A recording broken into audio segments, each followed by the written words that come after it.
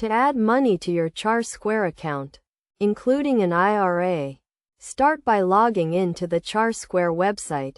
From the top bar, click on the Move Money option. Then select Transfer and Payments from the drop-down menu. Next, choose the Online Transfers option. If you haven't already, you'll need to link your bank account to your Charles Schwab account by clicking on Link or Delete External Account and following the on-screen instructions. Once your bank account is linked, select the Cash Only option.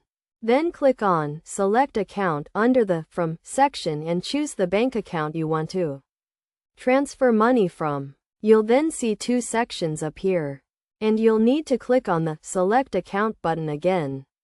This time, choose your Charles Schwab Roth IRA account. A new section will open where you can select your contribution type. Enter the cash amount, frequency, and transfer date. Fill in all the required details. Then click the Continue button at the bottom of the screen.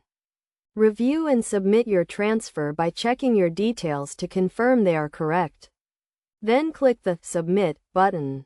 Once you've completed these steps, your money will be added to your Charles Schwab Roth IRA.